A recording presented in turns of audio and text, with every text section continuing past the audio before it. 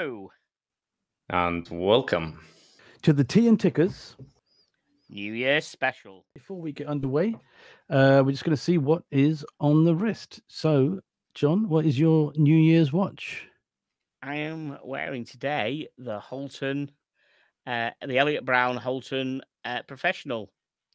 We cottoned onto this watch not so long ago, and of course we interviewed the main guy, and it's just brilliant watch. Really good. So check out the video of the company. We did a couple of interviews with them. Really good. Beautiful. Andy, it's always a lottery. I can't take it off my wrist, so Rolex King Midas for now is the new favorite. Ooh, look at that. Oh, very what's nice. this? King Midas. Very nice. There we go. Yeah. Beautiful. Cellini. The shape of the strap's quite crazy, right? Oh, yeah. Wow. Mirror dial. Very cool. Yep. Very nice. And seeing that it's 2022, one of the crazy moments of the year, I've got the moon swatch, Mission to Jupiter. Ooh. I thought it would be a bit topical. So here we go. Oh, very nice. That is what we have on the wrists. So, Andy, do you just want to tell us what the show's all about? Yeah, right. So, quite an exciting show. So, we really thought it's a perfect opportunity, with it being the end of the year, just to highlight how crazy a year it has been for us. I think all three of us on this journey, right, with the channel. Talk about many of the highs and some of our favorite moments, and also just then reflecting in what's happened in the watch world in 2022. So some of the highlights there, some of the lowlights, and some just what the hell is going on in this crazy market right now, and with all the crazy releases. So yeah, it's going to be a great show, and hopefully everybody's really going to enjoy what we've got to offer today. So there's been a lot of changes over the year, John. Would you agree? Oh yeah. I agree, definitely. Yes, obviously. I think each of us have, all three of us, in our own way, have been on a personal journey through this year on the channel. And so, for you, John, tell me your well, yeah, your as you know, started off and how you felt about all these changes. Oh, how 2019 as a little channel doing watch reviews, and of course, when I got monetized, I wanted to do live streams. So I started the live stream in February, and decided to I contacted you. I needed some help, didn't I? Because I saw, I met you via the Tim Wright channel, so I contacted you and said, "Yeah, come on board and help me, because I want to do something. I need someone to sit with me when I'm doing some live streams." So you foolishly accepted the challenge to come and sit next to Tickers for some edgy live shows, and they were a bit edgy and I agree. They weren't professional like they are now. They were just northern edgy Tickers with a few FMDs thrown in and stuff like that. I have to agree. Looking back, and so you joined me with them, and I think you should continue the story from your side now, having joined me along, February, March, whatever it was. February, I think. So, I got that. I remember you going live, having met you, on the Tim Wright channel, being panelists on the Tim Wright channel. And just, you're saying you're going live. There was a big hoo-ha, there was a buzz of excitement that you were going live. And foolishly I said, "Yep, okay, of course I can help. Yeah, no worries. Just let me know what you want. I'm happy to." I think the words were "happy to support." That was it, basically. That was it. That was your. Yeah, it was. Yeah, I'm happy to support. And then I don't know. Just remember the endless conversations. Then we end up. Next thing you know, we're planning the shows. With the live streams, they were a bit. Everything starts somewhere, right? Every story begins somewhere, and that beginning was very different from the current day, but it was a long journey. Then we started planning shows, started trying to put a bit of a theme to stuff. Still quite wacky. Still 3 times a week as well, which was I can't even believe Tuesdays, Thursdays, and Saturdays. And Saturday, 3 times a week, a live show for 2 hours, probably sometimes, right? Yes. And then Wow. it was just, and then I started doing the thumbnails, and then a bit more production, and then it literally was. I woke up one day and I just thought, wow, I'm pretty in there. I'm ingrained. I'm ingrained in this whole thing in the channel. And then we got, and Andy came on aboard as a panelist. Actually, Andy, you tell us. Yeah, we'll go on to you. We'll pass the baton to you. Right. Okay. Yeah. So I guess similar background to you guys. In all fairness, I was watching the live streams from not even participating. Right. I was watching from a distance, quite active in the chats in the old days. And then I think just on one of your live streams back then, I was writing about one of my watch mistakes, getting a 33mm Memo Vox. And I don't know, somebody missed the point or something. So like, okay, let me jump on. I got a bit of, Dutch courage and came on and, told the story.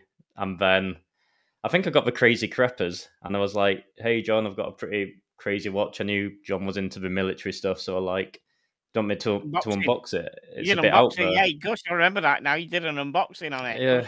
Yeah.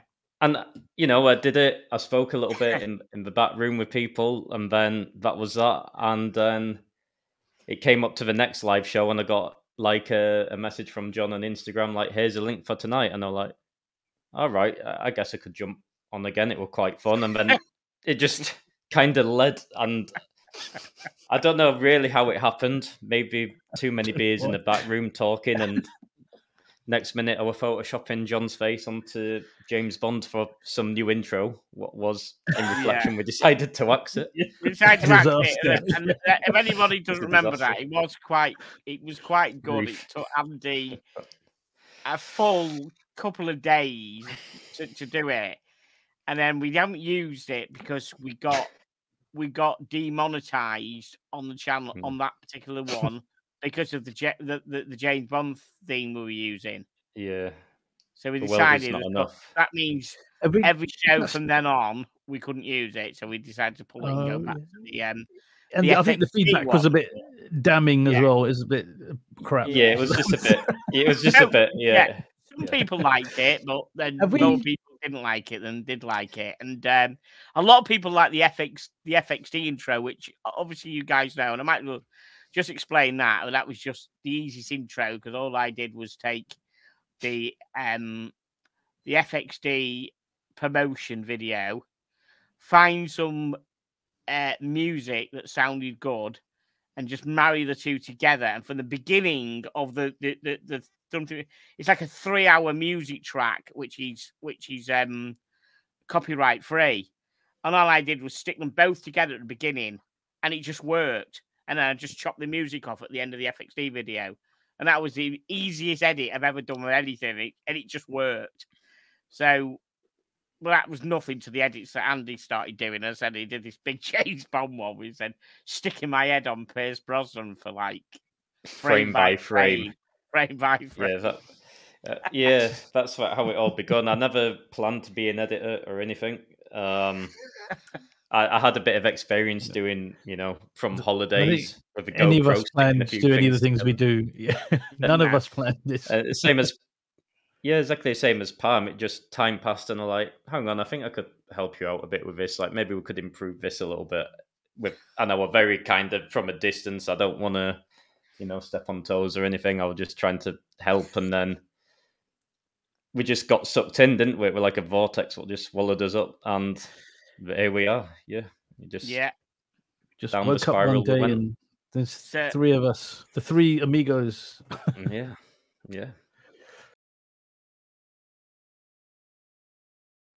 So that takes us on to this next section here, which is like a highlight related to the show. So we decided we thought we'd start getting guests on and stuff like that. So I had this thing one weekend of the Philips auction, of streaming the Philips auction, which was on their website, and streaming it on here and doing a show. And we did it on the Saturday and the Sunday for like 3 or 4 hours on both days. And we had you guys coming in, of course. We had other people. We had Muhammad Ali, big support of the channel. jumping in and out, and we had everybody jumping in and out and really enjoying the show. And I said in the back room at the end of that particular show, I'm going to get Clara on the show and have a, to interview. And these two here, they're like, oh, yeah, right. Good luck with it. Yeah, I'm sure. And to be honest, you two didn't believe it, did you? We didn't expect a reply. Didn't expect a reply. Didn't think, So I emailed Clara, sent her a link to the video of the review of the show that she was on, because she was on the show, and there was other people on as well, and we were sort of like saying, "Come on, we want to get Marcello off." And we called Man Bun because he's got Man Bun. Man Bun. Get Man Bun off and get Clara on. And we were saying all this on the stream, and I sent her a copy of the video. And she said she found it very funny. She watched it with great delight, she said. And she replied and said, "Yes, I'll come on."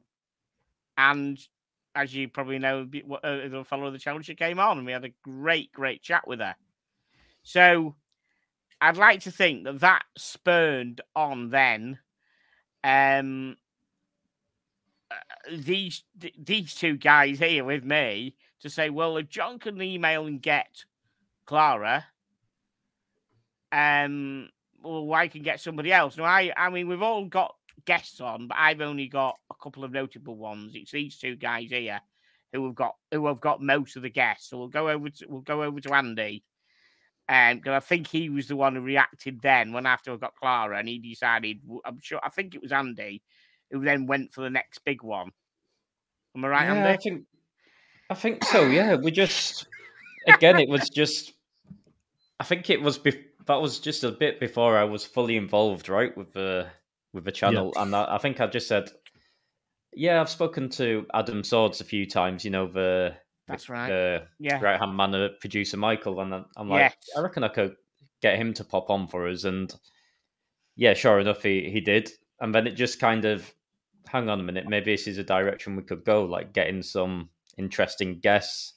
Then is no credit what I can take. It's a full team play, right? We Pam would say, I think this collector be really interesting. Do you want to try? Shall we try reach out to him? And yeah, we just started to work as a team. I say that, but you two have reached out, and you've got more contacts than me for it. I totally agree. You've gone out and got more. I hold my hand up and say we're a team. We work together. We've all done something, right? We've all got together. We've all got good guests on. Yeah, that's the thing, right? It's not. Yeah, it doesn't work that way. Yeah, it's just. I probably put myself down a bit. What we do is for the channel. Yeah. No, I just remember we're all sort of team chat together, and every day now it seems like every day or every week at least, like boom, we spoke to this person and they said yes. We spoke to this person and we said yes.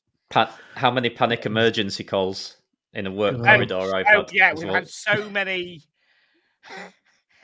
Yes, and we're coming on tonight. What do we do? Yeah, was literally hours and hours and hours. Yeah. So. Yeah, I mean, so because one of the highlights, I think, another highlight of it was having Graham Fowler on, who has got a brilliant mill sub collection, and I remember I think it was Andy who was been talking with him, and I think he turned around and said, "Yes, we can speak to him, but it's like got to be 7 o'clock tonight," and it was like 4 o'clock in the afternoon. And we'd had no prep completely. We hadn't done any questions. We hadn't sorted it out. And I know stuff about mill subs, but these guys aren't into military stuff. I'm the one who knows about them. And I still had to sort out. So, okay. We said, right, we'll do. And we're telling them some little secrets here of the show, but this is how we run. We said, we'll get in StreamYard, the room, at 6 o'clock in the evening, an hour before. We'll get it planned. We'll get the questions sorted for Graham coming in at 7. We go in at 6 o'clock, and Graham is sitting in there already. He's got the time wrong for an hour. So we did that. I get a WhatsApp message. Graham's here. I'm like, what do you mean? Where? He's like, right, he's on the show. We're starting early. Like, you're joking. That's right, yeah. So I've got to get home. we just didn't have any questions or anything, and that was one of the best interviews that we've ever done. Yeah, it really was. It was really a natural. lot of it was based on what he showed us and reactive as to what he showed us. We're quite thinking on our feet with what he showed us. But his collection was such an extensive, amazing collection of mill subs.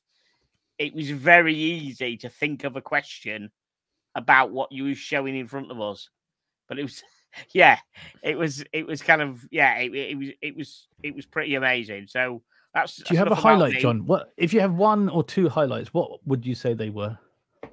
One or two highlights. I think definitely Clara. That was that, and also George Bamford. That was another one that I did as well. Because he was I did another one. I saw the three there, and I thought we'll have Adrian at one point, but we knew Adrian. We'd spoken to Adrian at the shows and stuff like that. But George Bamford was pretty, and I thought I'm going to try and get him on. And again, I did the email, and he gracefully accepted. And we're delighted to come on. Yeah, John spoke to his people, and then his people spoke to John. Yes, that's right. That's right. Yeah, brilliant, and and it was fantastic. So yeah, those are my two. So you guys, what are your highlights of this amazing 2022 journey of the T&Tickers show? For me, I'd say I think all of our guests have been incredible. I mean, like I say, to be, I'm happy to support to be interviewing CEOs of Czapek and watch companies like Zodiac, Christopher Ward. Just Fears, Nicholas was brilliant. He was amazing. They were all excellent interviews. There was not one interview that I just left thinking, God, I don't know. Everyone, one thing it highlighted was the people in this community and people behind the watches are so interesting, and you can just learn a lot. Even like Clara was brilliant. She just knew her stuff. And she mentioned she's looking at her next purchase could be an Explorer 2, a vintage Explorer 2. I mean, a white dial, the 40mm version. And it made me think, is there something, it almost got me thinking, is there something in that one? She's at Philips. Maybe there's some, but I mean, that was just something, but it's just so interesting. Everyone was interesting and fascinating. But another highlight, just a personal highlight for me, was actually speaking to Scottish Watches 3 times this year.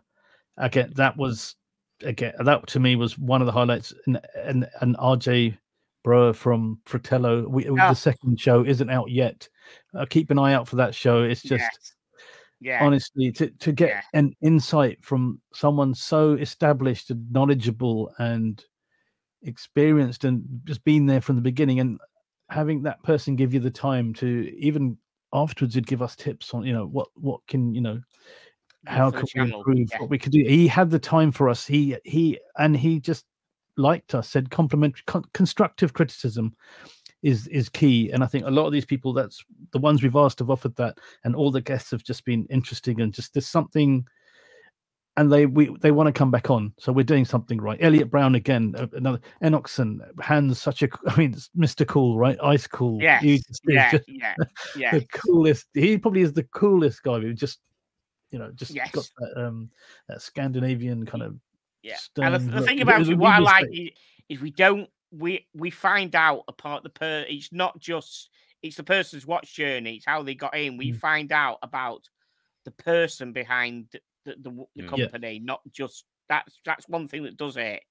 We're actually genuinely interested in them, not just what they've got on the wrist or what they're producing.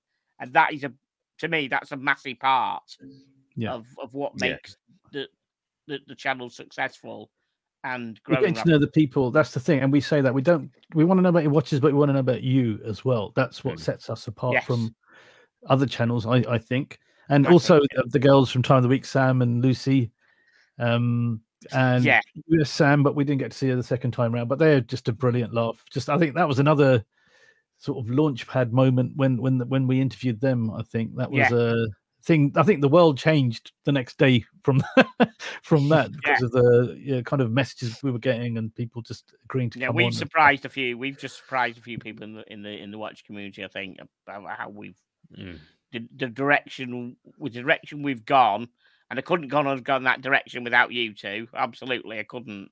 All the work all the work we've got at the moment, he's almost too much for 3 people, never mind 1. Yeah. So no, I couldn't have gone. So I think we surprised a few people in the direction we've gone and how we have grown and the caliber of guests. We, there've had a few people mention about the caliber of guests that we've had on. We haven't started yet. Oh, well, we're going. The future is. Stay tuned for the future section at the end. We've got some plans, and please support us through this. So let's get Andy's take on it. Sorry, we haven't. That's right. The passion's coming out, isn't it? The passion's coming out. It is. Yeah. Gosh, so there's many highlights for me as well. And I can only echo what Palm said there as well, and John. But again, I think one of the a key person who we interviewed as well, who really sparked some excitement in all of us, and especially in my watch journey, was Ronnie M, who's an absolute collecting legend. So many people, His collection just blew my mind, and that's why I'd never be wearing pieces like this, in all honesty, if it wasn't for being so inspired by just how cool, he made vintage dress watches look. And I'm like, hang on a minute, I think that could be my thing. And more or less it kind of is now. So, and he's always got a lot of time for us. He always keeps in touch. And that will definitely highlight that interview. Czapek was amazing as well. The recent one with Xavier, that was incredible. I thought, his story is inspiring, and you can see why he is the CEO of Czapek. And like Elliot Brown again, with Ian, just inspiring. And just one thing I've learned very quickly: everybody who's successful in this watch industry are really great people, like really nice people. And a good friend of the channel as well, right? Kevin Roberts from Red Bar, as he's always told us as well. Another great guest. There's so many. We keep, there's so many. Yeah. Kevin, they're all good. I can't pick. It's hard to pick one. It's impossible, but they're all brilliant. Yeah. One thing he always echoed to us is just be nice with people, and you'd be surprised. That was more advice to how you grow a relationship with an AD, for example. But I think it's also just be genuine, and that's how you start making proper relationships with. Gosh, all of the people who we have, like, I'm blown away by it. When it's only now when we sit here and reflect, where you actually absorb what we've actually achieved, and who we're not just done an interview with these people and that's it. They're gone. It's we maintain relationships, and we're becoming, more on, I wouldn't say direct friends as such, but we're building proper relationships with these people, and they're making time for us, and it really is quite incredible. So that's definitely one of my highlights. The last highlight, just to finish, was obviously getting to meet you guys, right, in London at the Watch Pro salon. That was probably my highlight, because all these endless WhatsApp calls, StreamYard meetings, like honestly, people don't. You'll never understand. We need to explain. We've had emergency phone call meetings, WhatsApp meeting, emergency. We need to speak now. It'll only be quarter of an hour. Well, emergency phone 2.5 hours in. Emergency WhatsApp meetings, lasting only 10 minutes, 15, 20 minutes. We need to do. Then we've had StreamYard meetings that lasted about 3 or 4 hours. It's just it's insane. But to finally meet you both, and I'll finish with this because we can talk forever on this. But what really highlighted that we're a great team was it was the first time meeting face to face, and the way we just got to action at the Watch Pro, doing all the interviews what we've arranged, and we just worked instantly as a team, synchronized without issue. So I think that was a good signal that this is gonna work for us moving forward. But just endless work, right, to get where we've got, and much more to get where we're going as well. So like RJ, I mean, it's brilliant. We managed to get an interview with RJ for them, like just as he walked in the door. We had a great sit down interview, one of the best interviews we've ever done at the show. And then we were the only we were the only YouTube channel, as far as I'm aware, who actually spoke to him at that show, because he was then doing his PR stuff and doing his stuff for the show, wasn't he? He wasn't. We were the only people who he sat down with and had a chat with. An absolute. I don't want to give anything away because we have an upcoming show, right? With RJ, but he gave some great feedback to us and a very nice compliment as well. So we're just very humbled, I think, at the moment by that, and quite privileged, right? Yeah. And I do want to also say that the Watch Pro show was so well done. So well done, Lucy Cheesewright. Also another friend of the channel now. So we're building relationships everywhere we go, and we only go to the good places anyway. Yeah. Right. So that now brings us on to the next section, which is personal buying highlight of the year. So, yes. Well, yeah. John, I'll tell you what. You go first. Why don't you? I think you should go first for this one. Let's surprise everyone with this one. Surprise everybody. Okay. Do you want to just put me full screen, please, Palm? Producer Palm. Sure, I will. Shall we just leave that there? Yeah, I think some things don't need words. They don't. That if there's one watch that, not just one watch that is synonymous with me, but one watch that is linked with a YouTuber. No other YouTuber has got, a watch that's kind of linked to them in some way. Really, have they? As me with it. Speedy Tuesday, maybe, but Speedy Tuesday. Yeah, okay, but it's not really a YouTuber. I mean, out of all the current YouTubers that are going on across at the moment, it's definitely your thing. Yes. What is it though? I don't recognize it. Let's just bring it closer for you then, shall we? Oh, it's an FXD with the fixed lugs. With the fixed Tudor lugs. Pelagus. There you go. Yeah. It's just a wonderful watch. Absolutely. Yeah. It's a great great watch. It is a great watch. And of course, it's won an award this year as well, so which is really good. But yeah, that is 100%. That is my watch buying highlight this year. Awesome. Totally blown away by that. Totally surprised. Yeah, totally by surprise, isn't he, Palm? I'm lost for words. Lost for words. Yeah. Really surprised me with that one. Yeah. I'll go next because Andy's could take a while, right? Yeah.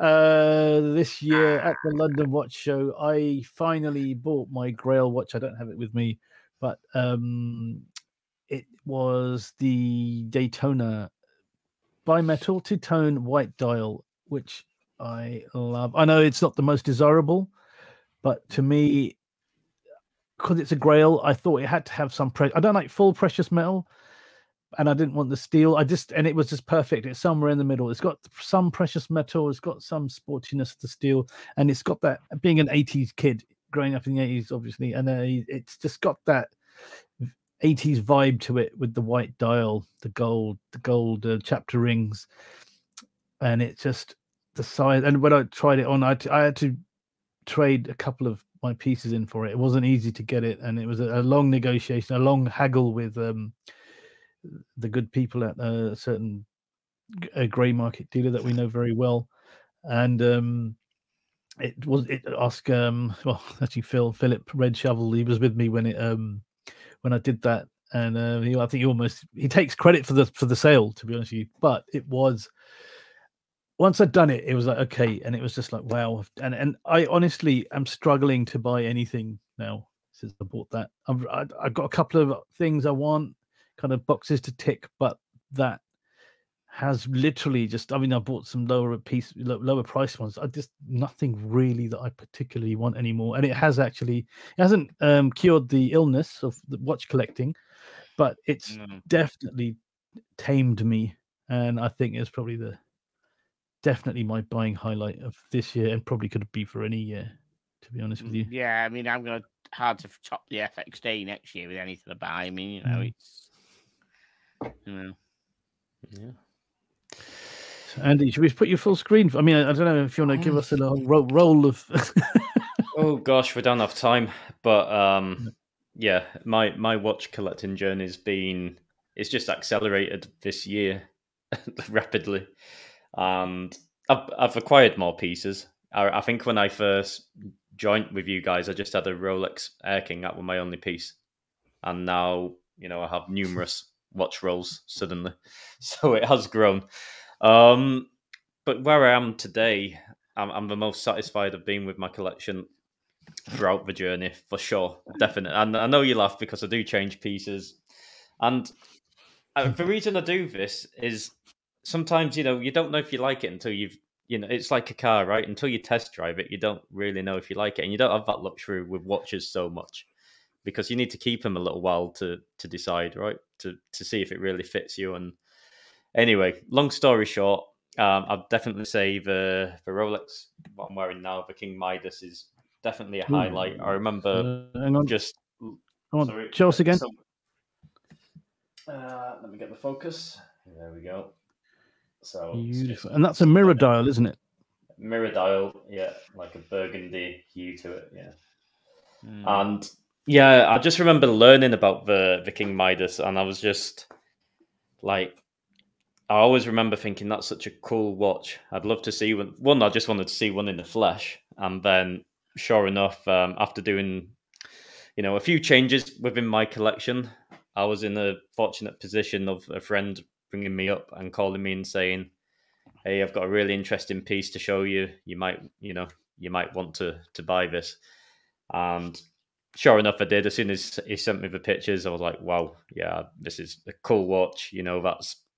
I'll confess, I was looking at a 70s Cartier tank originally, and this was just because it's so different, it's so quirky. I was just like, no, I want this. It's more unique. It feels more special. And yeah, after maybe 3 hours of talking, negotiating, he only acquired the watch that day. And then he was like, yeah, let's not rush. Let me keep it's yours. We'll work something out, but maybe let me keep it a week. Let me keep it over Christmas. And like anybody, when you really want something, and maybe it's the Taurus, within me is just, no, I want to close this now, and yeah, sure enough, after a few beers, we closed the deal. And then I get a WhatsApp not so long after. I really miss the Midas, So yeah, it's definitely a grail. And another piece I'll just finish with is my Wacky Watch, the robot. Also a highlight for me. I really do love this watch, and that's fine if nobody else does, but I do. But I think I got this watch again at a very fortunate time because the Watchbox reviews are now, since Tim Mosso was gifted one from Azimuth, and he really likes the piece as well. I think it's going to blow up a little bit, so I got it in very fortunate timing, I think. So yeah, these are the two pieces. Explode, or it could explode. Who knows? In hype, or it actually just explode. I think in hype, but yeah, who knows? It is a robot, right? So who knows? Yeah. But yeah, it's been a hell of a journey, but I think I kind of know what I like, and I finish with this. My biggest mistake in watch collecting at the beginning, because it is good advice, is I was too influenced by what other people thought. So I'd be on various live streams going, "Hey guys, what do you think to this watch?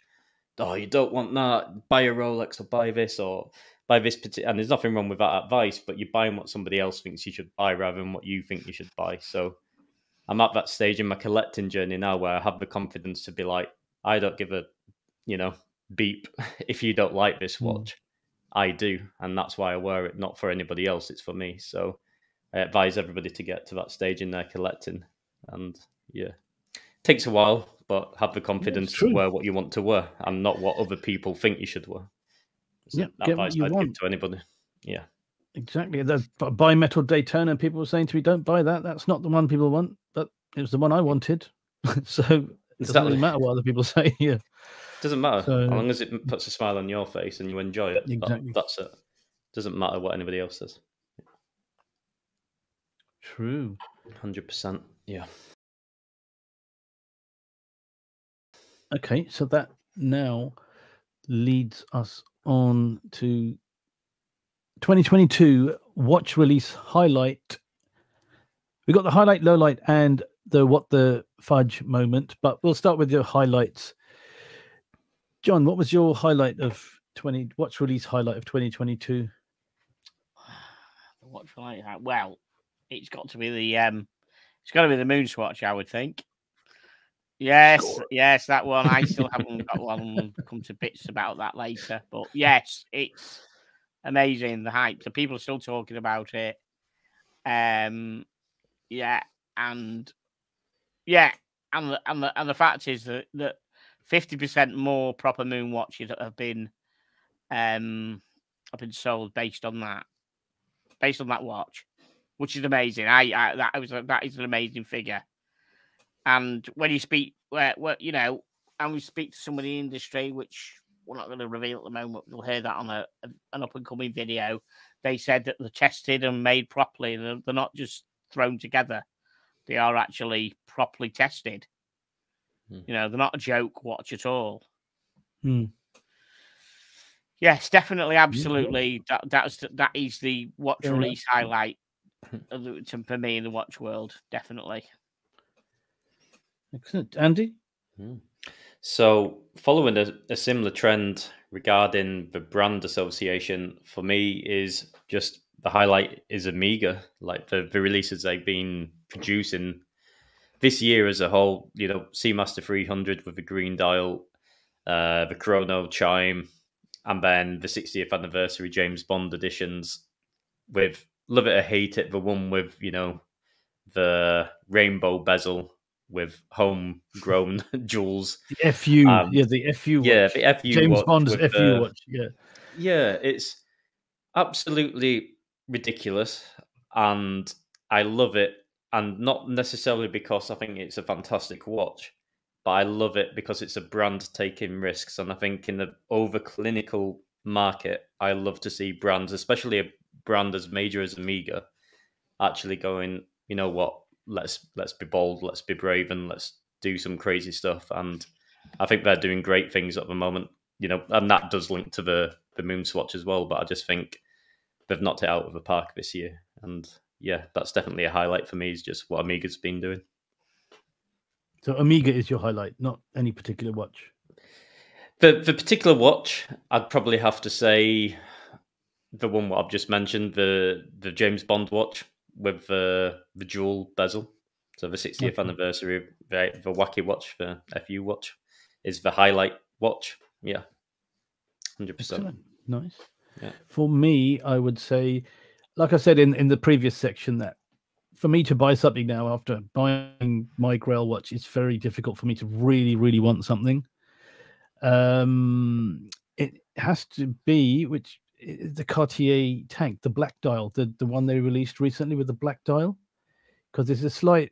I mean, that's the one I would say if I was going to get something next year, and I more than likely will, it will be a tank. And if they're still available, I'm not going to buy into any hype and waiting lists and anything. If I can't get that one, I get the regular one. But ideally, that one for me was the highlight because it's available. It looks freaking awesome, and it's not like last year they did the most Cartiers in blue, green, and red, and there was a very limited supply of them. These ones, they are not in limited supply, so they are readily available. I hope they don't stop that before I end up eventually getting one.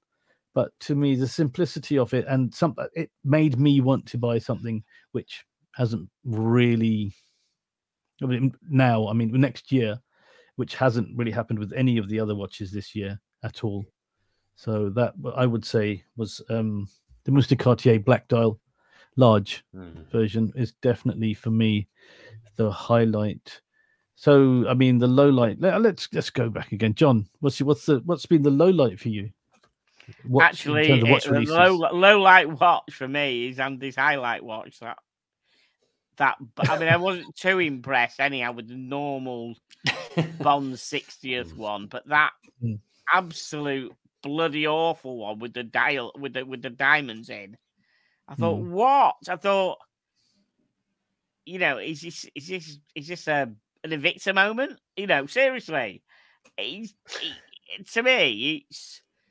Remind me, Andy. You love this watch, obviously. Was it a connection with James Bond at all? It was a James Bond. Yeah, it was exactly the same as a James Bond watch, just with a crazy dual bezel. I mean, you'd never find Daniel Craig touching that with you know. Yep. Sorry, it's all wrong. It shouldn't have been connected at all with James Bond. The Omega, what made it? Well, good luck, okay, but connecting it also with James Bond is absolutely ludicrous. I'm sorry, that was definitely my low light. But another reason why it's a great watch for this reaction. You know? I think it's questionable marketing, but a good watch for what it is. Yeah. In the category it's in. Yeah. Marketing was slightly questionable. Yeah, but yeah, I think a Bond trigger, a Bond trigger. Yeah. Yeah, but it gets people. What do you want as a brand? You want people to talk, right? Yeah. Yeah, it is. They've done marketing genius this year. Yeah. Correct. Yes. Wow. Okay. So yeah. So what's your low light? My low light was. I won't really call it a low light because I wasn't really expecting much. Whatever happened was going to happen around me. I wasn't really going to get much. But the Tudor Ranger, for me, was. I mean, Tudor started the year so well with the Pro. The Black Bay Pro with the Steve McQueen homage. It was just like, wow, this is just cool. And then they put the Ranger out, and it just kind of thought. I just thought, hang on, are you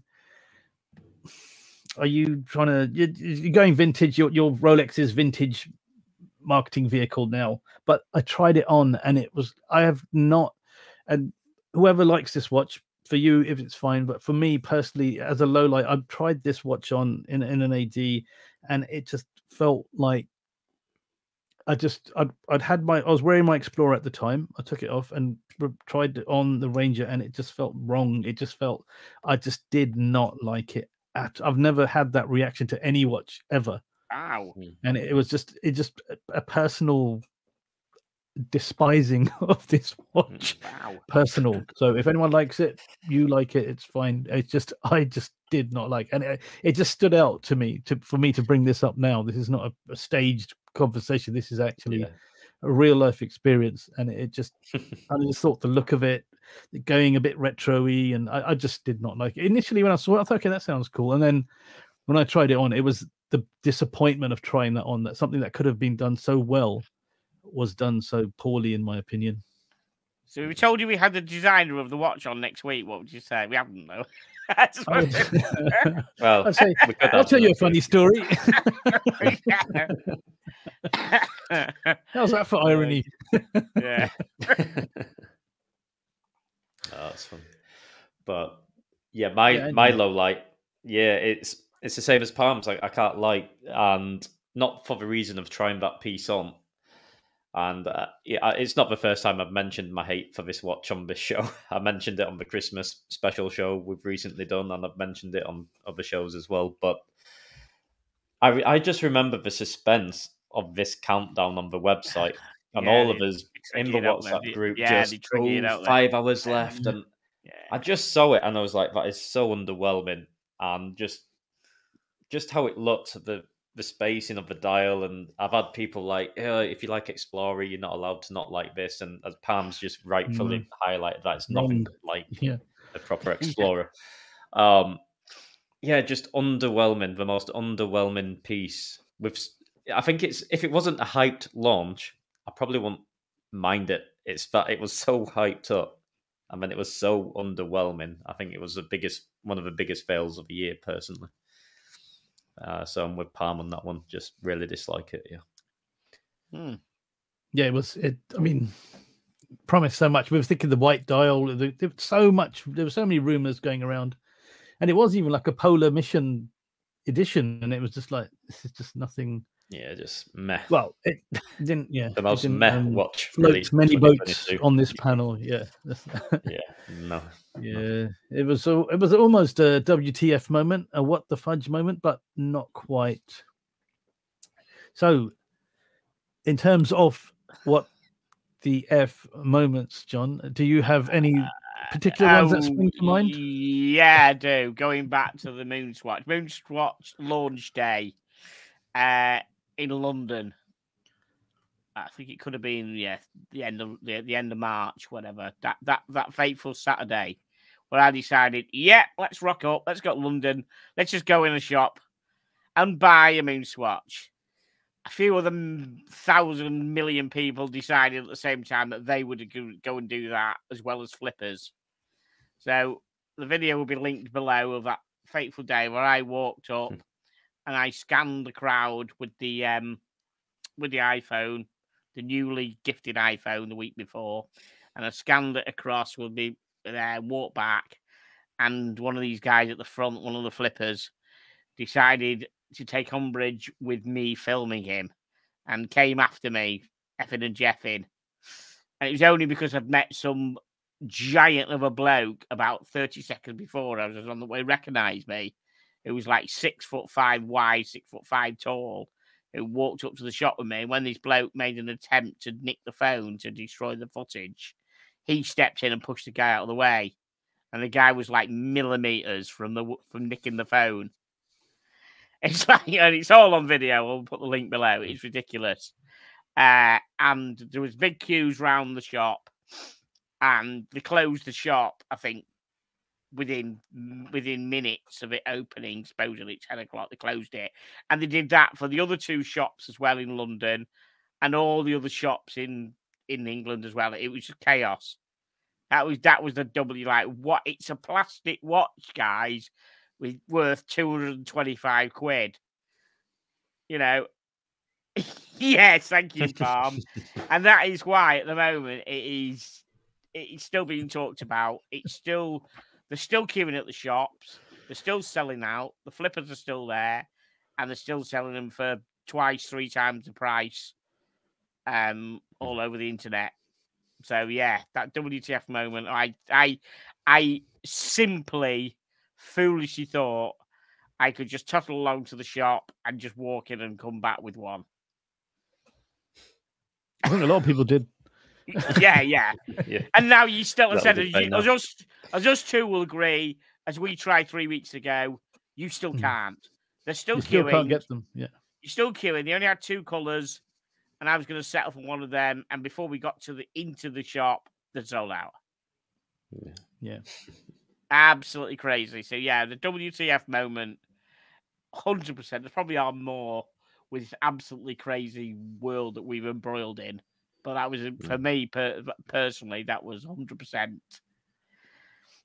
Yes. If you don't like bad language, don't watch that video, because I wasn't like, there was a few Effie's and Jeffies going on, and someone just tried to assault me. But there you go. It's just what happened. It was a bad. Yeah, it was a what the fudge. Yes. Yeah. Well, Scottish Watches used it. Scottish Watches. Yeah, I think anyone who's seen it will say the same thing. He talked about it. Yeah, and some other guys reporting on it. He contacted me because I was on on my video. On his video, I walked past him, and then he messaged me and said to me, "I saw what happened, guy. Take it easy. He's another watch channel." It's just quite funny. Well, okay, so nothing. Mine's. I mean, to be honest with you, my experience of buying one was not even an experience, really. It was a Red Shovel went to Vegas and got one formed and sent it to me, and I paid him. So that was as exciting as my chaotic, frenzied moment was. But then thank you, Red Shovel. I know you obviously want me to mention that. You said you bought it for me as well. But that's proving he's bought it today. It's proving he hasn't sold it. Oh yeah, I haven't sold it. He's always worried I'm flipping this. No, but this was recorded months ago, though. Yeah. This is recorded, before he even gave it to me. This is another one. Yeah. But my WTF moment was, I mean, it tailed in from last year when Patek Philippe said they're discontinuing the 5711, and then they released a green one, and it went insane. And then at the end of the year, they melted the internet with a Tiffany blue one, which was a genuine association with Tiffany. Right at the end of it went for 6 million, I think.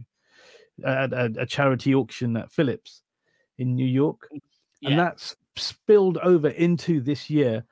And Oyster Perpetual Tiffany, well, it wasn't even Tiffany Blue, it's turquoise, right? Tiffany, there was no association with Tiffany apart from it being named by someone. Tiffany Blue, they went to over £30,000 in value, in hype, because on the back they were already overpriced. I mean, this is a £4,000 watch, and it was already close to 20, I'd say, maybe 15. It was going up 80, whatever it was, close to 20, and it went up to 30 plus, which is what you could, I mean, buy as hype goes, a £4,000 watch, nearly 10 times its on a steel, no function, no complications, nothing, just a water resistant watch, basically. Well made, well finished, but not worth that. Going to that price was just, are you insane? And people were buying them. Who was buying them? What was it? Just some big conspiracy of guys sitting on their yachts? I'm selling mine for this much today. Oh, I'll buy it off you, and I'll sell it for this much tomorrow. I mean, the number of conspiracy theories that were flying around as well at that time was absolutely insane. But that to me was, what the fudge? Yeah. Yeah, really insane. Yeah. Similar, I think for me, probably continuing from that moment for you is just when the market was hitting that peak. I think it was May time, right? That's when BOP Tiffany's were hitting, over 30k, and that's when everybody was talking like, this can't be sustainable, this can't maintain, and they're just like, what is going on in this market? Like, how can watches be appreciating so quickly? It was just, and then equally, what the fudge moment when the market just started to crash just as rapidly as it grew, and the hype pieces have come down to a more realistic price point. But it's just crazy things still right now, whereas some major, like Rolex Daytona's not moving at some amazing prices. And it's just, again, what is going on? The market was so alive before. Like, obviously world events is what's going on, but it just shows you how quickly these highs can suddenly switch to a low. Yeah, just in anything, in any commodity, right? But that was the biggest craze. I was just, everybody was tied up in it, in that hype. Every YouTuber in a watch world was like talking about prices, like, how long can this continue? It was just, that was a strange period, just like, and definitely, for me, just what hell's going on. Wow. I mean, that was initiated by Patek Philippe, which, one brand can do that to the entire market. But in terms of brands for this year, what would you say, Andy, was your brand of the year this year? What would you, who were they? I think you can guess, right? Because it's echoed quite a lot in my sentiment of the show. But I've got to say, Omega knocked it out of the park, I think, this year, as, the top brand of the year for me. I think they did exceptional, right? For all of the reasons above, right? For all of the reasons above, yeah. Do I need to say, like, just pushing the boundaries, the moon swatch, love it or hate it, it's a stroke of genius for, I think, Tickers, you were telling me this fact, that the sales on genuine, Speedmasters is up over 50%, right? Since 50, the launch. Since that, so 50% more moon swatches. So like 50% more moon watches were sold by people based on wearing a moon swatch and thinking, well, I fancy a real one. Yeah, absolutely. How can you not take your hat off to that? You'd say it's Omega as well, John. Is that what you'd say? I would say Omega. One for the, obviously, one for the moon swatch, but two, because of the biggie, their biggie's FU, their other FU watch, not that horrible one Bond one, but that 12,000 meter deep sea thing, which is amazing. The ultra deep. Ultra deep, yeah. Ultra deep. Yeah, other people later in the year tried it, and theirs isn't as nice as that. That is the one I would choose. When I got one of them, but that was a man. It looks amazing. Actually, that watch. There is one, just one I want to squeeze in actually because No, we'll do an honourable mention. We'll do an honourable mention afterwards. Okay, yeah. So Amiga, yeah. Sorry, but number one Amiga, yeah. But it's something I want to attach to that. Yeah. I think all three of us are in sync here. That and I think Omega, the novelties, they smashed it. I mean, a lot of it was you're copying Rolex. Rolex are in Omega's head, but each model that the green Seamaster, the gold and green, the gold Speedmasters, each of those models that Omega have can hold their head up high in any room. It does not mean that none of those are copies. The Speedmaster is not a copy of a Daytona. The Seamaster is not a copy of a Submariner. They are watches with their own credibility in their own right, and they came out with a few. The Aquaterras and the different colors. You kind of hints of. I mean, everyone's doing it. I think that was just a no-brainer move in the market rather than we're going to copy Rolex outright. And one thing that really, to me, I've not seen happen for a long time was everyone was saying Rolex went Omega's head, but with the deep sea challenge, I think was that a challenge. The Rolex 50, the millimeter monster, was that actually a challenge to Omega or a challenge to the deep sea with what Rolex did there? Because Omega put out their ultra deep, and almost immediately, after a few months later, Rolex are throwing out their version. So definitely are they living in Rolex's head? Yeah, that's the thing. And I've not seen anyone make Rolex react like that. Obviously, it would take a lot of time of long research and stuff. I don't think they could do that overnight. But the implication of that was we want to outdo Omega with what they've just done because they just beat us with their deep sea. Now we've got the deep sea challenge. Their ultra deep beats our deep sea. Now our deep sea challenge beats their ultra deep. It really kind of was a bit of a war, and I think Omega kind of won got the moral victory there. And that's why Amiga dropped the chrono chime. I mean that's just horology. That's different. Just another level of That wasn't the getting in the head. A curveball. But curveball, for sure. Yeah, they were going for higher horology there. But honorable mentions. Yeah, honorable mentions. Yeah. Oh, well, I'm going to go for one of my faves, Christopher Ward, for bringing out the bel canto, because they kind of they are, as someone described the other day on the Christmas stream, they are entry level watches. So you have to say that, but they're bloody good entry level watches. There's nothing against them, for if you're going to go for £1,000 watches, they are one of the best £1,000 watches. And then they just throw out this bel canto, which, of course, me and Pa went to the launch, and we had privy to the information to start with about it, so we knew what it looked like. But we got to film it, we got to handle it, we got to see it on the launch day. Got to model it. Of course you did. And by that point, they had all sold out because it was launched on a Tuesday.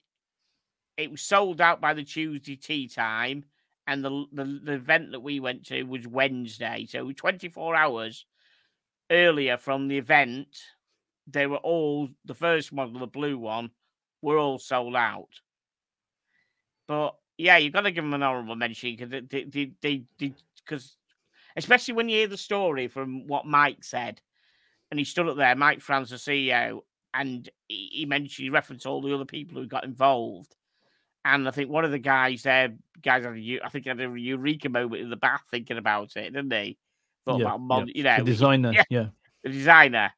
But they all sweated over it, and it was it's similar to us guys having StreamYard talks and phone calls all the time about this, that, and the other. That's what they were like, but they did it for 3 years. We did it for 6 months, and not to the degree they did, but they were sweating over it in the office and on phone calls and everything for like 3 years to get the bel canto as it is now.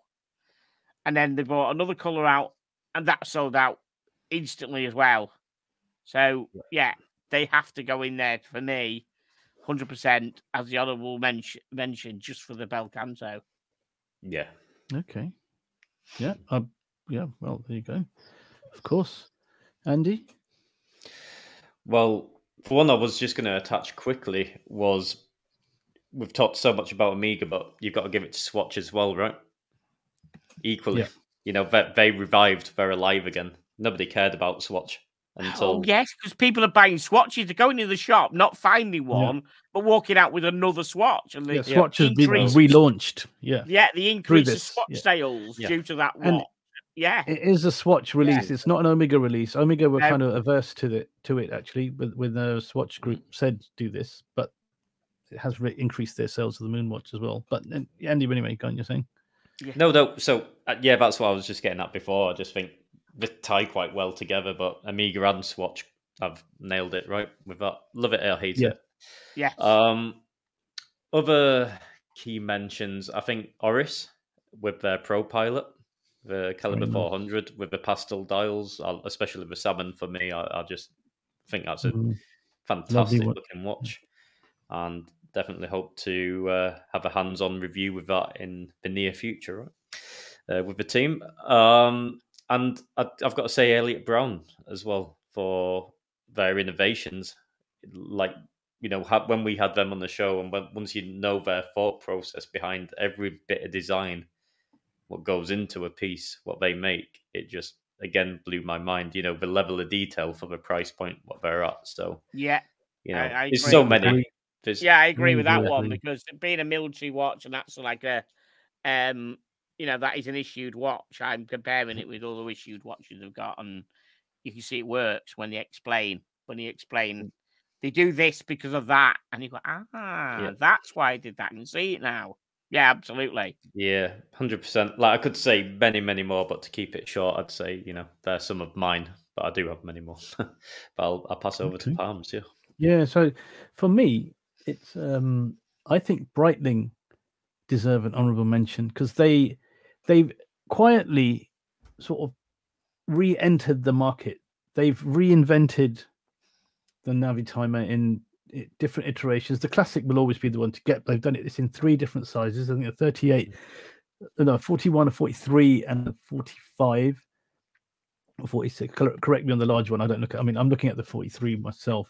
So, they've just made enough changes to it to make it cool enough, to interesting enough to get more people into the Navitimer story and join that, the ownership. I mean, I personally would like, maybe not next year, possibly the year after, but a Navitimer is now looking like something I would like to have in my collection, just because of the way they've done it also with the GMT Ranger watches, which are like sub 5,000, £4,500 for a nice GMT watch, very well made, and it's got complications on it, 2 time zones, possibly.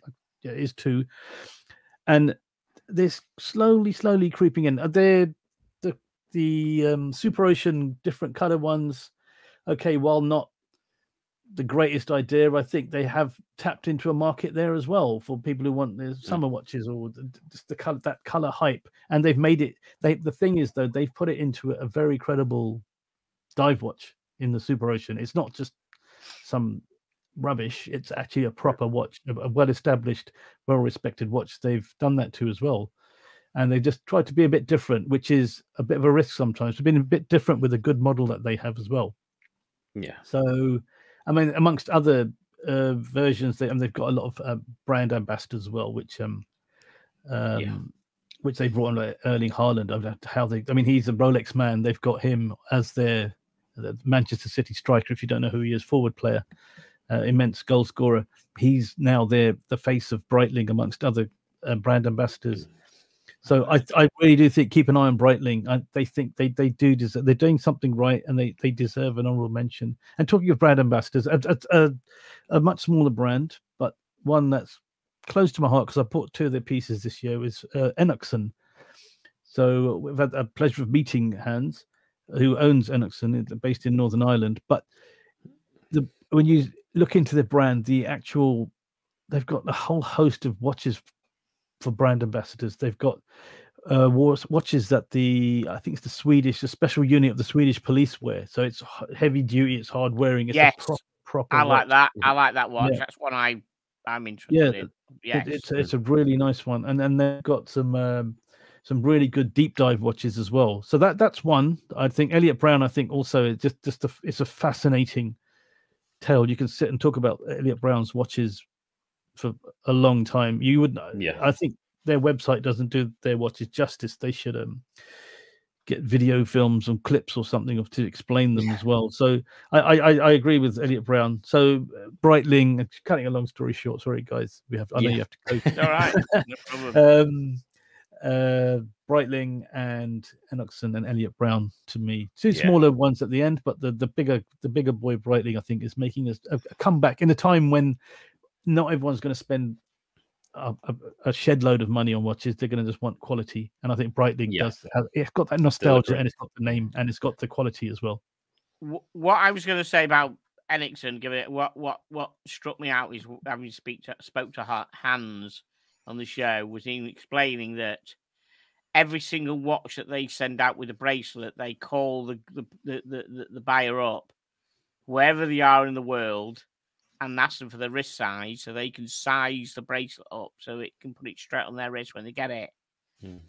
Yeah, that's amazing. You know, even if it's Australia, service, they'll ring somebody in Australia and say, "What's your wrist size? We can size it. We can size the bracelet." Yeah, I've never heard of that, and that's brilliant. That's the kind of, you know, he's got a real solid work ethic as Hans.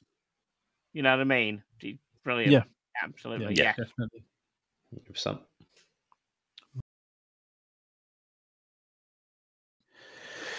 So, guys, this is the big reveal, the future of the Tea and Tickers channel. What's happening, guys? What's going on? What are we going to do? Where do we even begin? What are we doing? Where are we going first? Oh, well, where we go depends on.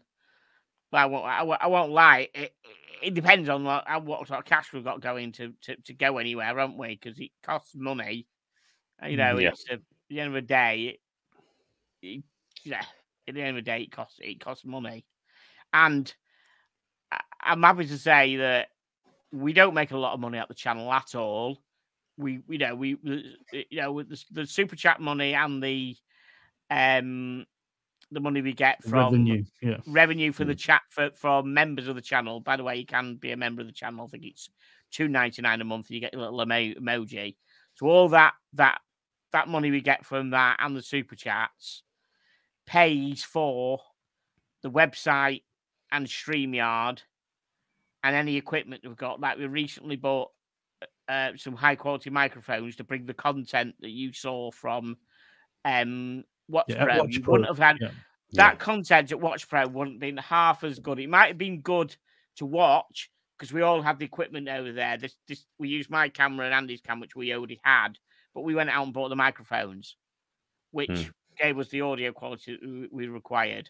So the money that we got also gave us a bit of credibility with the people we interviewed as well to have that as handheld microphone. That's right. Yeah, and we paid for that out of the revenue. Actually, Andy paid for it in advance because we didn't have any money in the pot. So we don't make that much money. So Andy paid for it, and then we paid him out the funds that we've got over time. Yeah, as the money came in. Yeah, that's how we did it. Yeah. So we don't actually take a wage at all from the channel, and at the moment we pay for. I mean, I have to say an absolute thank you to Ian Nicholson, who first of all is one of the two admins we've got in the chat. Him and Chili, who actually get rid of the idiots that come in. But I have to say a big thank you to Ian Nicholson, who has helped me out tremendously with hotels for some of the events we've gone to. You know, it's brilliant. I really thank him for that. So, and he's bought me an odd Chinese as well one night as well, which is really good. Yeah, brilliant. Yeah, but he's funded. Yeah, he's put funds top support out of his own pocket. Yeah, top support. Yeah, absolutely. But as I said, apart from aside for all the stuff that we pay for trains, planes, and automobiles, we pay for them ourselves. We pay for the train fares and the air fares and the tube fares and everything like that out of our own pocket. That's what we do. So we're looking to go places next year. We don't want to spoil it. We could just lay it all on the table and say, look, guys, we're going here. Guess what? We're broke. You know, when we can't reveal where we want to go to. We don't to be a big surprise where we're going to go to, but we've got plans to go and see reputable firms in their own back garden and interview them, film them, and watch them work. And we've been invited by brands to go to their facilities and give excellent content. They like what we're doing. They've invited us, to come and film there, interview the people. Again, like we say, we're about the people, not just the watches, the people that work there, the watches they do, the operation they have, the setup they have. We've had, I'd say, at least 3 or 4 invites into Europe, onto the continent. And also there's been a couple of home, more closer to home brands that have invited us again.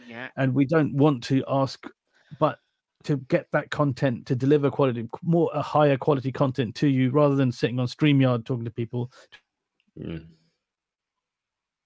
actually have the face-to-face and with the right equipment, and to get ourselves there nice and fresh and just deliver the shows you guys deserve, would be just awesome. So what we are going to do is set up a GoFundMe, and if any of you would like to kindly contribute towards that, that would be most graciously welcome, and it would just help the channel immensely. It doesn't help us. We don't get anything out. We don't make nothing from it. We make nothing out of it. It all goes into the channel. It goes as well. None of that money we get.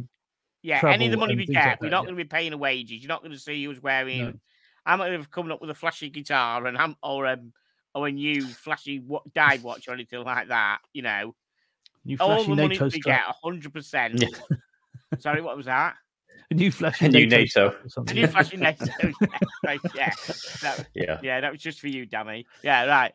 So basically, any money that we do get is going to be ploughed into hotels, train fares, and planes.